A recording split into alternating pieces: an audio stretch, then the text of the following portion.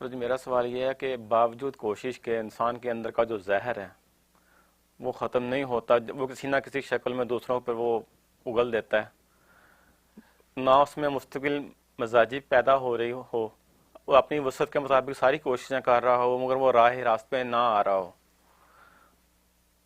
تو اس صورت میں اس کو شروع میں کیا کیا کہا کہ کس کی مطلب کہ اس کوشش؟ کے اندر بہت زیادہ غصہ آ جاتا ہو، گناہوں کی وجہ سے؟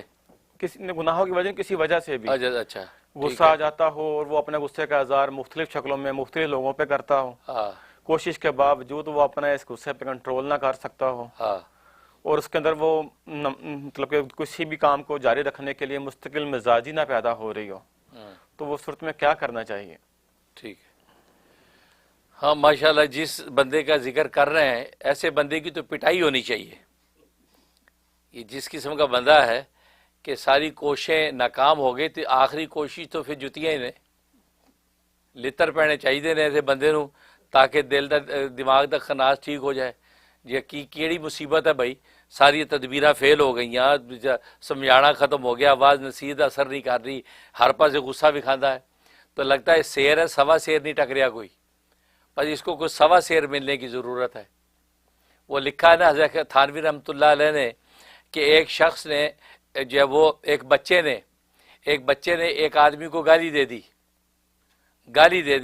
تو جب گالی دے دی تو اس نے بچے کے سر پہ ہاتھ پھیرا اور جیب سے 1 روپیہ نکال کے اس کو دیا۔ تو ساتھی نے کہا کہ یہ کیا طریقہ ہے؟ اس نے آپ کو گالی دی ہے، بچہ غصہ آنے کے کہ آپ اس کے کان کے نیچے ایک رکھیں اور آپ نے 1 روپیہ دے دیا اس کو، یہ کیا کیا؟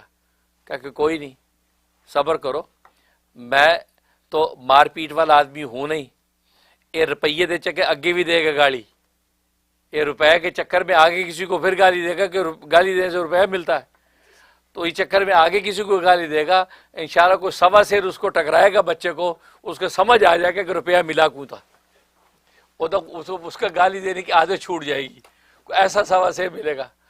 تو جس غصے کے والے کی آپ بات کر رہے ہیں، اس شیر کو سوا سیر چاہیے ہے، کیونکہ ایک بات یاد رکھے، غصہ جو لوگ کہتے ہیں میں غصے میں اصل میں پاگل ہو گیا تھا، میں نے غصے میں کہہ دیا سوری، یہ غصے میں پاگل نہیں ہوتا کوئی، غصہ پاگل نہیں ہوتا، غصہ بڑا سمجھدار ہے۔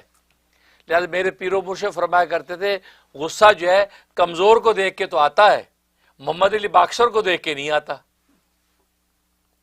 محمد علی باکسر کو دیکھ کے نہیں آتا، کیونکہ اس کو پتا ہے کہ محمد علی باکسر کو دیکھ کے آیا تو پھر ایک پنچ لگے گا، وہ 6 فٹ دور گروں گا، پھر اٹھ بھی پاؤں گا کہ نہیں۔ ہاں کمزور کے اوپر غصہ آتا ہے، کو پتا ہے یہ کمزور ہے لہٰذا غصہ دکھاؤ، لہٰذا شوہر کو بھی بیوی پہ غصہ آتا ہے، اس کو پتا ہے بیوی کمزور ہے لہذا ہاتھ اٹھا دو۔ ہاں اگر کہیں بیوی ڈاڈی ہے تو بیوی ڈاڈی ہو تو اس کو میاں پہ غصہ آتا ہے، میاں بچا اس کے آگے لیلا ہے، وہ لیلے پہ غصہ نکالتی رہتی ہے، تو وہ کیوں، اس کو پتا ہے بولے گا ہے نہیں لہذا وہ غصہ دکھاتی ہے، لہذا کہ میاں اگر ڈاڈا اگر مل جائے تو پھر بیوی کو غصہ جو ہے ہوا ہو جاتا ہے۔ لہذا غصے والوں کو تو سمجھنا چاہیے کہ غصہ اختیاری ہے، غیر اختیاری نہیں ہے، لہذا اختیاری یہ چیز، لہذا مراقبہ کرے، سوچے کہ میں جس غصے کو کوئی کمال سمجھ رہی ہوں، یہ غصہ کمال نہیں ہے، غصہ کمال نہیں ہے، یہ غصہ جو ہے آپ کو پتہ ہے کہ جب آدم علیہ السلام کا پتلا جب دیکھا تھا ابلیس نے اور سارا دیکھ کے باہر نکلا تھا اور جل گیا تھا، سڑ گیا تھا، اور غصے میں اسے یوں تھوک دیا تھا، جاتے ہوئے آدم کے پتلے میں تھوک دیا تھا، وہ جو تھوک تھا غصے کا، اس غصے کے تھوک سے اللہ نے کتے کو بنایا ہے، یہ کتا جو آپ کا بنا ہے یہ وہ غصے کا جو تھوک تھا شیطان ابلیس کا، اس سے اس کی تخلیق ہوئی ہے۔ لہذا یہ غصہ اصل میں شیطان کا اثر ہے، لہذا شیطان کو سب سے پہلے غصہ آیا تھا۔ آج جب کسی کو غصہ آتا ہے تو شیطان ہی خون کی طرح رگوں کے اندر دوڑتا ہے، پھر اگر شوہر ہے تو منہ سے طلاق کہلوانے کی کوشش کرتا ہے، بیوی ہے تو وہ لڑائی بڑھائی کی کوشش کرتا ہے تاکہ طلاق ہو جائے، میاں بیوی میں توڑ پیدا ہو جائے۔ تو لہذا غصہ جو ہے شیطان کے اثر سے ہے، اور امام غزالی رحمۃ اللہ علیہ نے اس کا ایک علاج جو ہے عملی بتایا، ایک علمی بتایا ہے۔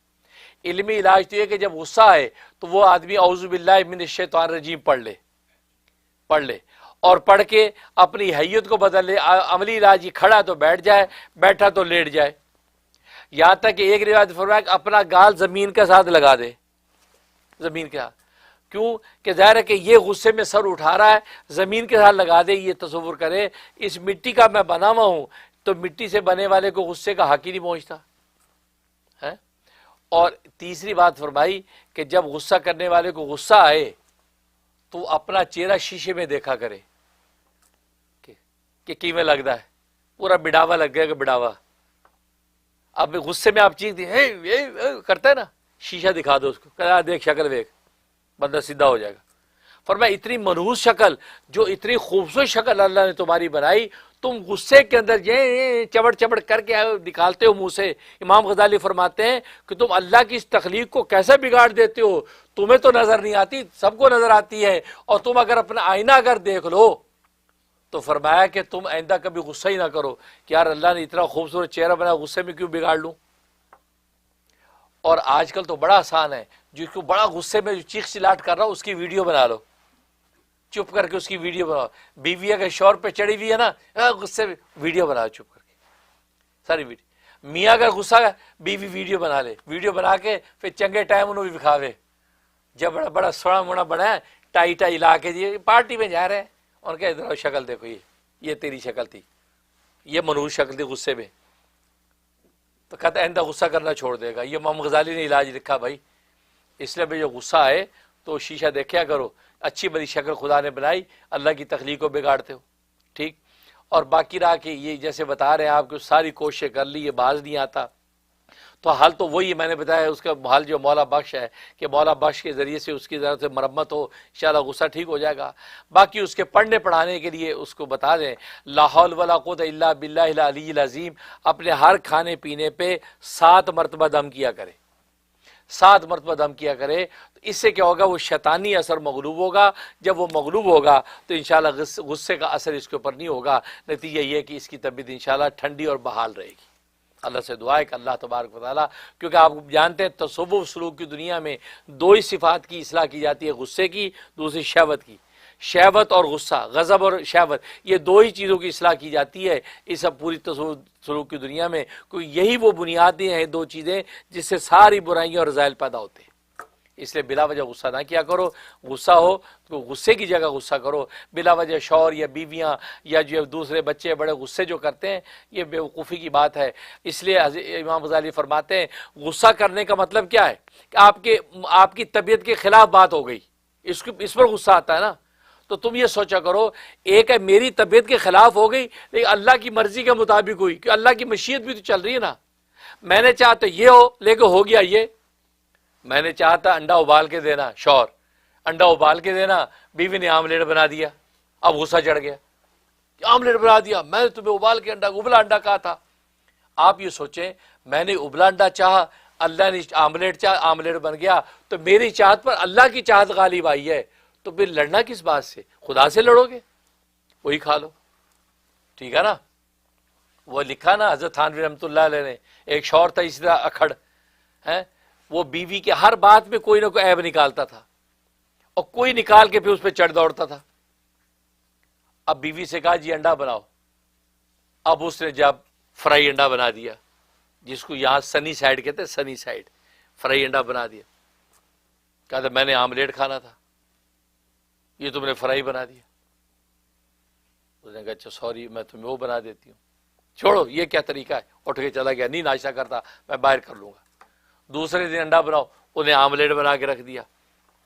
کہتے میں نے تو فرائی کھانا تھا آج, آملیٹ کا موڈ تو کل تھا, آج تو مجھے فرائی کھانا تھا. تو کہا جی اچھا چھوڑو, تب وہ ہماری لات ہو گیا سارا انڈا شڈا چوزا بن گیا, ٹھوکر ماری انڈا چوزا بن گیا, باہر چلا گیا, باہر ناشتہ کریں گے.